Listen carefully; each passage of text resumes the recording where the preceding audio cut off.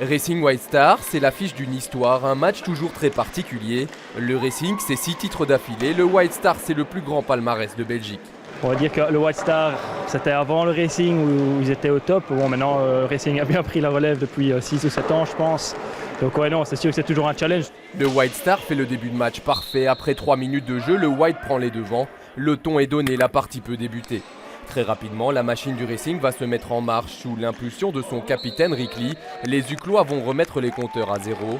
Quelques secondes plus tard, coup sur coup, Cornili puis De Mode sont tout proches de donner l'avantage au Racing, mais se loupent pour quelques centimètres.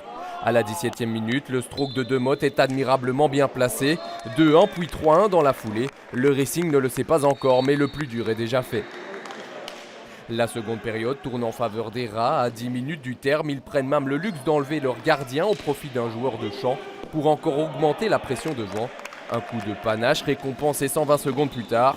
Le Racing s'impose finalement en 5-1 et vise plus que jamais un 7e titre d'affilée. C'est sûr que tout le monde s'attend à ce qu'on gagne à nouveau ce titre, mais bon, voilà, il y a peut-être un jour où on va vraiment la peine, mais c'est sûr que quand je vois comment on joue sur les 4 premiers matchs, pour l'instant, c'est sûr que la finale, en tout cas, je pense qu'elle se profile. Après la victoire, un match, c'est un match. Donc voilà.